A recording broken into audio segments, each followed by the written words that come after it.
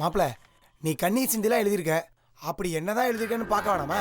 டேய், அது என் காதலிக்காக எழுதுன கடைசி கவிதைடா. குர்ராத பொருடா, அப்படி என்னதான் இருக்குன்னு படிச்சு பார்ப்பேன். ஒரு பெண் மனதில் இடம் பிடிப்பது மிக மிக கடினம். அவள் அன்பை பெறுவது அதைவிட கடினம்.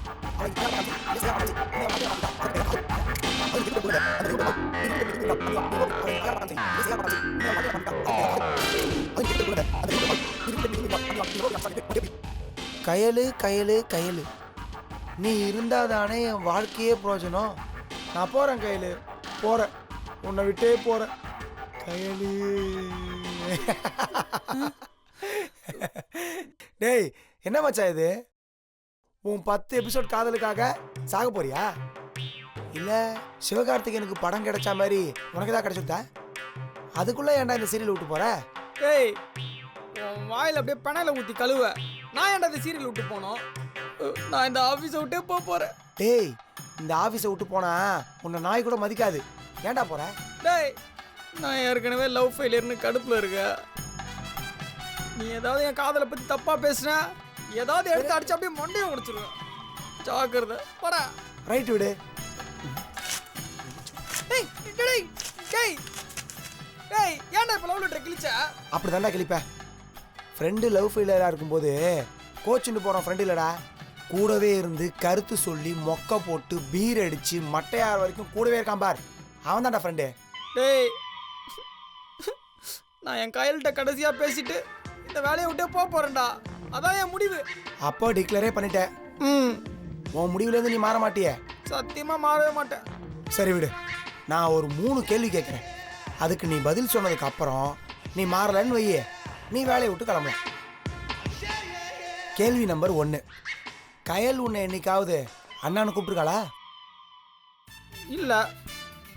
அவளை என்னைக்காச்சும் பீச்சு, பார்க்கு, காஃபி டே, சத்தியம் தியேட்டரு, போட்டுக்கு பின்னாடி புதருக்குள்ள இந்த மாதிரி? நிறுத்துறா, காயல் அந்த மாதிரி பொண்ணுலாம் ஒன்றும் இல்லை. அப்போ மயிலான், உங்க ஃபிகர் யார் கூடயும் சுத்தலை, யார் கூடயும் கடலையும் போடல.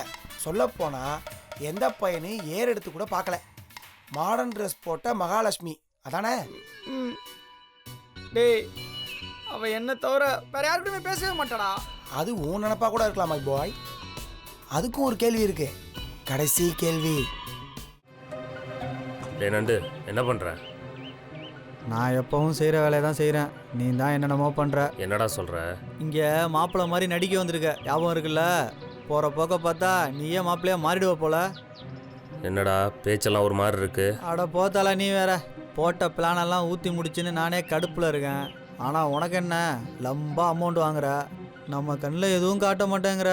ஏண்டா, போன வாரம் நீ பைக் வாங்கினியே, அது யார் கொடுத்த காசு? 1000 கொடுக்குற, நான் இல்லைன்னு சொல்லலையே. ஆனால் நான் குபரா வீட்டிலே கொண்டு வந்து விட்ருக்கேன். பெருசாக ஏதாவது பண்ணி என் வாழ்க்கையில் விளக்கேற்றுவேன்னு பார்த்தா விளக்கேற்றுனா வெளிச்சம் கம்மியாக தாண்டா வரும். கூடிய சீக்கிரமே உன் வாழ்க்கையில் சூரிய வெளிச்சம் பிரைட்டாக வரப்போது பாரு. அண்ணனோட பிளானே வேற. என்னத்தல புது பிளானா? ஆமாண்டா. என்ன பிளான் தல? சின்ன பிளானை சொல்லவா, பெரிய பிளானை சொல்லவா? ஏதோ ஒன்று, சீக்கிரம் சொல்லுத்தல. செல்வி இனிமே கடத்த வேணாண்டா, அவள் சீக்கிரமே மாமனோட காதல் வலையில் விழுந்துருவா போல. அதான் தெரியுமே தல. எனக்கு தெரியுமா? முத்து வந்ததுலேருந்து உனக்குள்ளே நடக்கிற மாற்றத்தை பார்த்துக்கிட்டு தானே இருக்கேன். முதலாளி அம்மா முத்து ஆனாலும் ஆனா சீக்கிரமாக சொத்தாயிருவா போல இருக்கு. டேய், என்னடா நக்கலா? உனக்கு என்ன தெரியும்னு பேசுகிற? நான் தான் டெய்லி உன் லீலைகளை பார்க்குறேனே. 11 மணிக்கு குளிக்கிற, பவுடரெல்லாம் போடுற, சென்ட் அடிச்சுக்கிற, இதில் புதுசாக ஜிம்முக்கு வேற போகிற. ரொமான்டிக் ஹீரோ கேள்விப்பட்டிருக்கிறேன், இப்போ தான் முறையாக ரொமான்டிக் வில்லனை பார்க்குறேன். டேய், அதெல்லாம் ஒன்றும் இல்லைடா. பசங்க அடித்த அடியில் அவள் மூளை குழம்பி போய் நான் தான் அவள் புருஷன்னு நிஜமாவே நம்பிட்டா. மெய்யாலு மாத்தல? அடா நீ வேறடா. டெய்லி அவள் அந்த படிக்கட்டுக்கு கீழே தூங்குறத பார்க்கும்போது சும்மா சொர்க்கத்தையே அந்த படிக்கட்டுக்கு கீழே கடவுள் டவுன்லோட் பண்ணி வச்ச மாதிரி இருக்கு. ஆனால் என்ன, அந்த விடக்கோழி தான் கையில் சிக்க மாட்டேங்குது. சிக்கிடும், சீக்கிரமே சிக்கிடும். எங்கே போகிறா?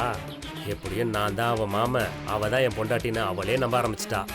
இந்த வாட்டி அவளை தூக்குனா 2 3 இல்லடா, 5 கோடி 10 கோடி தான். தல, நீ கோடிகள் அடிக்கிறது சரிதான், ஆனா ராவண மாதிரி மத்தவன் முன்னாடியே பாக்குறிய, தப்பு இல்ல? டேய் நல்லவனா இருந்தா முழுசா நல்லவனா இருந்துடணும், கெட்டவனா இருந்தா முழுசா கெட்டவனா இருந்துடணும். ஊருக்கு நல்லவனா இருக்கிற பாதி பேரு உள்ளுக்குள்ள அயோக்கியம்தான். கெட்ட நல்லவனா இருக்கிறத விட நல்ல கெட்டவனா இருந்துடலாம். நீ சொல்றது எதுவுமே புரியலையே தல. அதுக்கு தான் நீ இன்னும் காரை தொடச்சிட்டு இருக்க, நான் கோடீஸ்வரனே ஏமாத்திட்டு இருக்கேன். சரி தல, அடுத்த பிளான் இப்போ? இனிமே நான் எதுவும் சொல்ல போறதில்ல, எல்லாமே ஆக்ஷன் பிளாக் தான். வேலை வரும்போது நானே கூப்பிடுறேன், சொன்னதை மட்டும் செய். தல என்ன தல சஸ்பென்ஸில் விட்டு போற?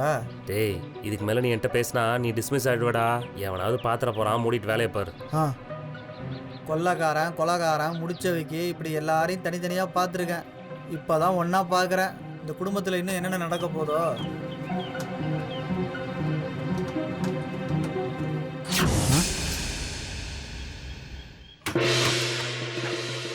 யாரோ நின்று பார்த்த மாதிரி இருந்துச்சு.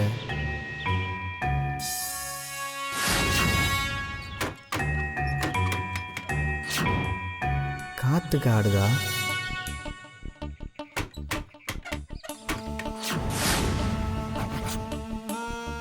காத்துக்கு தான் ஆடுது போல.